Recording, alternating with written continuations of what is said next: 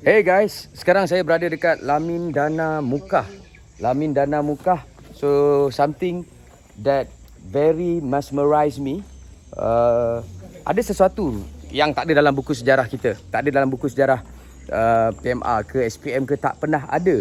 Dan aku hanya baru tahu bila umur aku 36 tahun, bila aku menjejakkan kaki ke Mukah. Alright. So salah satunya, mari saya tunjukkan kepada anda. So salah satunya adalah kubur tergantung ini. Cuba ceritakan sikit Mr. Beliau terhadap kubur tergantung ini. Kubur tergantung ni adalah milik moyang kami.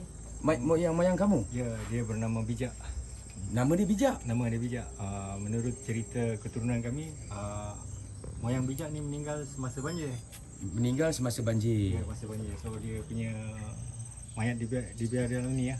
Ini dia punya keranda. Dia punya keranda. Bagaimana dengan Tulang temulang dia sebab tahun 70-an dan 80-an ada pencerobohan lah, orang mencari benda-benda antik. Benda-benda antik pun So, semua lah. kami melanau. Sampai sekarang lah praktikal tu masih buat. Yang Kristian ataupun yang pagan, kalau macam contoh saya meninggal, saya akan pakai rantai emas, saya pakai gelang emas. Tapi ambil lah rantai emas pun semua. Tulang-tulang tu pun takkan dia ambil juga. Tulang-tulang tu rupa lah bang. Tulang-tulang tereput lah sebab yelah dah terdedah kan, dengan humid apa semua. Ada berapa banyak kubur tergantung macam ni? Dekat Telian ni masih ada 1, 2, 3, 4. Ada 5 biji lagi. Ada 5 biji lagi kubur tergantung. Ceritakan saya tentang Lamin Dana. Lamin Dana ni adalah homestay. Homestay? Pemilik dia Tuan Jana Rose. Okey. 2 tahun lepas kami ada syuting filem Sumpahan Jerunai dekat sini. Sumpahan Jerunai. Nanti saya nak berceritakan kepada anda tentang Jerunai yang saya maksudkan. Sesuatu yang tak ada dalam buku sejarah anda. Sangat rare. Memang aku yang berumur 36 tahun hari ni baru aku tahu ada satu ritual yang agak menggerikan yang diamalkan oleh orang Melanau dahulu-dahulu. Okay? So basically kamu tahu kalau orang Iban, orang Iban orang tahu sebagai headhunter.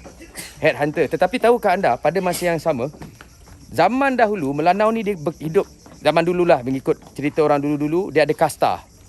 Bermaksud dia ada kasta apa dia? Bangsawan 9, 7 dengan 5. 5 ni kira hamba lah. Paling rendah dalam kasta tersebut lah.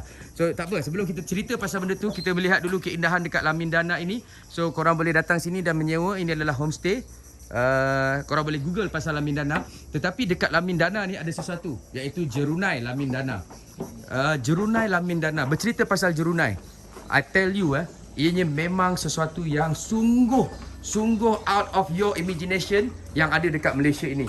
Inilah yang kita nak explore sepanjang kita berada dekat Sarawak. Something yang aku tak tahu, anda tak tahu. I think the whole Malaysia tak tahu kecuali orang Melanau.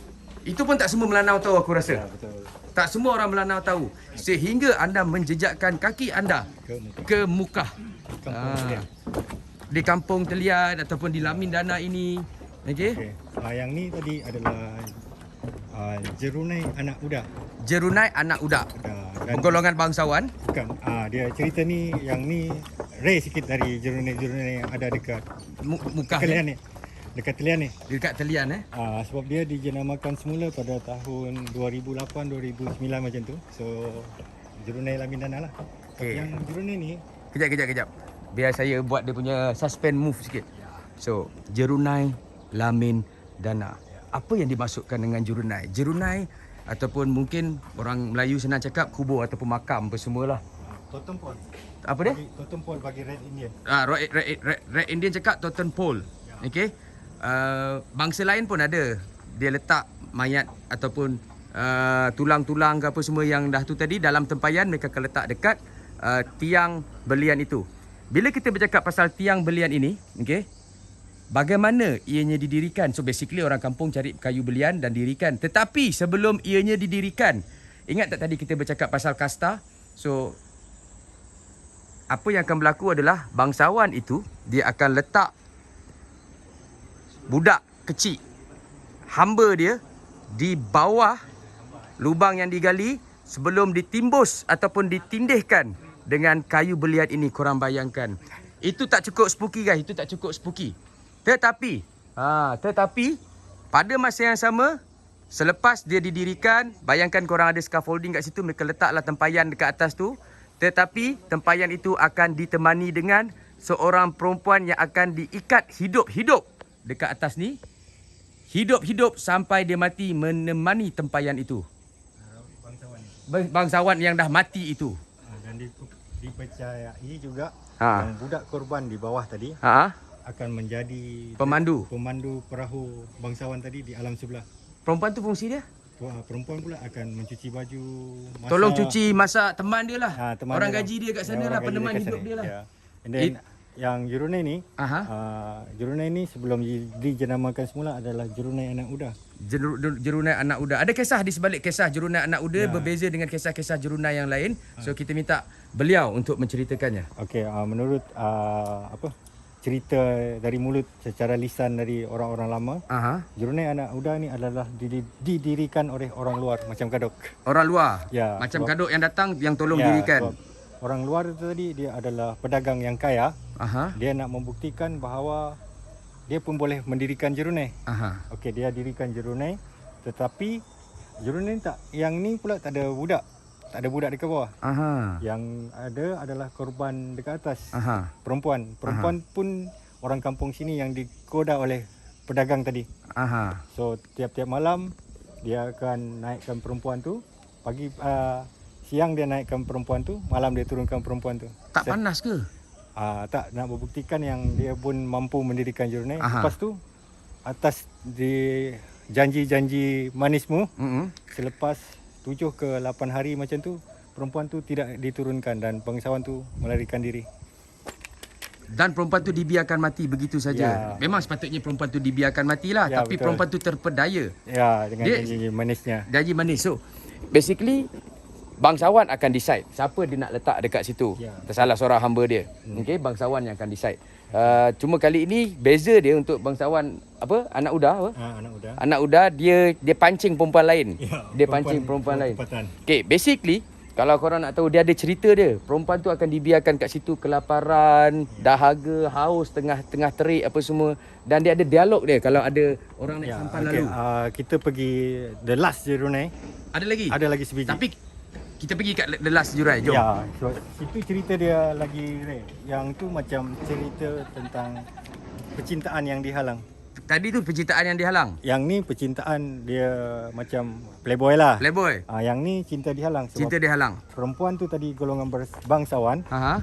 dan teman lelaki dia adalah orang kebanyakan. So tidak sepadan lah. Tak sepadan. Ya, Alright. kita dihalang, perempuan tu sakit, dia meninggal dan dia didirikan Jurunai lah. Jom kita pergi dekat satu lagi kampung. Tak kampung, satu kampung. Satu tak jauh. kampung tak jauh, jom. Okey, ini Jerunai Sungai Misan dan setiap Jerunai ni ada kisah-kisah dia tersendiri. Jom kita lihat.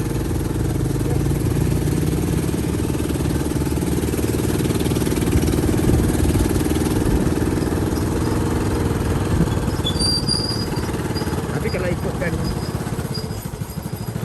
ya.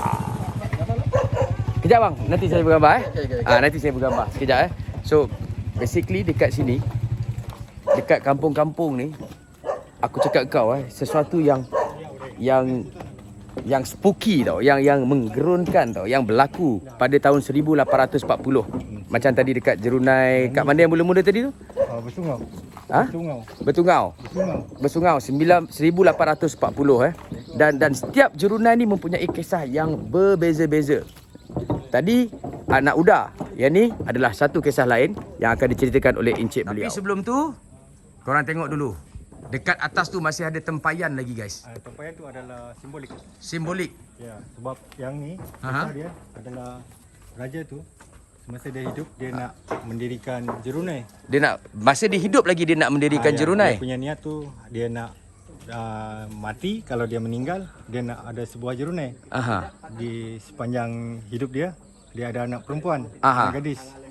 Anak gadis dia tadi bercinta dengan orang kebanyakan. Aha. So cinta mereka dihalang lah. Ah. So si Tuan Puteri tadi dia makan hati, dia sakit. Okey, lepas tu dia meninggal lah. Tuan Puteri tadi meninggal. So, Aha. raja tadi beri Jurunai yang sepatutnya untuk dia, untuk bangsawan tadi. Kepada anaknya. Kepada anaknya. Okey, kalau tengok lubang ni, Aha. ni ada pintu dia. Pintu untuk apa tu? Kejap kan, aku terpaksa panjat. Ya. Itu dia kaduk memanjat jerunai. Okey, tempayan tulang-tulang puteri tadi disimpan di sini Okey. dan ditutup. Ini kayu belian Kayu belian. Daripada 1800. Dia lagi tua dari yang sebelah sana tadi. Ini lagi tua daripada sebelah sana, tapi kayu ni masih lagi kukuh dan aku memegang sesuatu yang menggerunkan. Gila lah. Okey. Okey, so maksudnya anak perempuan dia letak kat sini. Ya, lepas tu turun tak? Turun dulu. Ya, turun tak.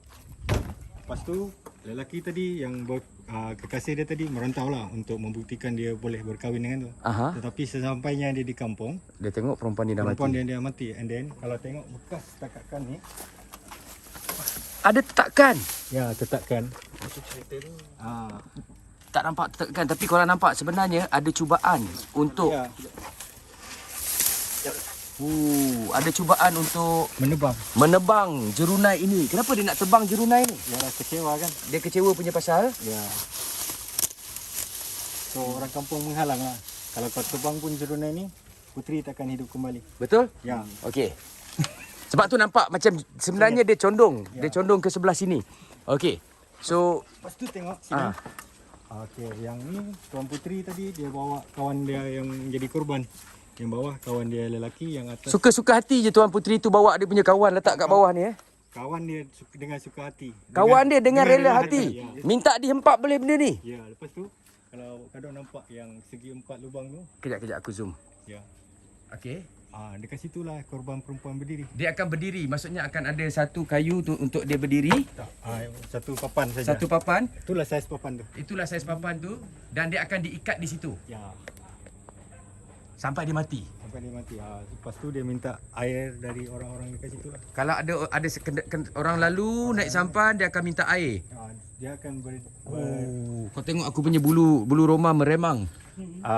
yang korban tadi dia akan merayu bau-bau kuit pela kalau likau sungai Telian ti pangai tan rasa tengat kau. Yang bermaksud kayuhlah dengan kuat dan bagilah air dengan saya. Oh, maksudnya kayu dengan kuat supaya air tu boleh sampai atas ni. Ya, untuk menghilangkan rasa hausku. Gila lah. Selalunya mengambil masa berapa lama sampai dia mati duduk kat atas ni? Tak ada rekod. Tak ada rekod benda tu Kenapa ada rumah orang kat sini? Yang ni dah moden-moden dah. Mereka tak takut ke tengok ada kubur dekat atas ni? Tak adalah. Gila lah. Gila lah. Ini sesuatu yang agak kejap Ini adalah sesuatu yang memang membuka minda kita. Budaya sesuatu kaum dekat Sarawak yang tidak dikenali, tidak diceritakan dalam buku sejarah dan mungkin akan dilupakan. Dan memang akan dilupakan pun. Ya. Dan bukan apa, kita ada seorang orang kat sini tak tahu pun pasal benda ni. Ya. Itulah sebab sekarang Datuk YB Datuk Hanifah dalam usaha untuk menjaga benda-benda ni lah. Kena jaga. Kalau kau tanya aku, kena jaga. Harapan dia bila kita buat video ni dan sambil-sambil video ni kekal dekat dalam YouTube dan orang Melanau ke, orang yang kahwin dengan orang Melanau ke, you know your story, your ancestor punya story kisah dulu-dulu. Dan dekat sini juga kalau kita perhatikan, kalau benda ni kita jaga betul-betul, dia adalah satu produk pelancongan. Memang. So basically memang nak kena buat dah greenhouse kat sini. Ya. Cover benda ni guys. Betul lah. Jangan bagi dia mereput. Tapi yang mereput dekat sana bang. Ada lagi jerunai? Yang dekat pokok tu. Kejap. Ada jerunai yang mereput. Yang dekat pokok. Pokok kelapa tu. Nampak yang condong tu? Ni. Pokok kelapa. Ada kayu-kayu yang naik tu. Itulah jerunai yang reput. Nampak tak ada jerunai yang dah reput. So sebelah ni pun ada jerunai. Bukan J. Korang buat apa ni? Kau tangkap udang pakai tangan? Ya. Kau biar betul tangkap udang pakai tangan. Apa ni bukan udang kan ni? Dia tangkap udang pakai tangan. Bukan udang kan? Anak udang lah. Tak, udang. Kalau dapat tunjuk kat sini Jangan. Betul-betul mereka menangkap udang pakai tangan guys. Epic. Angkat sangkar tu bang. Woi banyak sih. Banyak. Itu dalam aku rasa dah kembali ni tak nah. Buat apa kan? Jajak kan? Alright. Aduh, tengok ni. Ini adalah satu khazanah yang dah dilupakan juga lah, perahu tu kan. Perahu yang korek.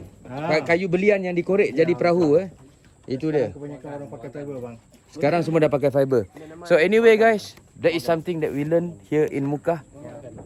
Saya harapkan supaya korang dapat belajar sesuatu hari ini pasal budaya orang Melanau yang tak ada dalam buku sejarah tapi ada dekat dalam channel YouTube Kadok. Kerana apa? Kerana racun itu benar. Salam.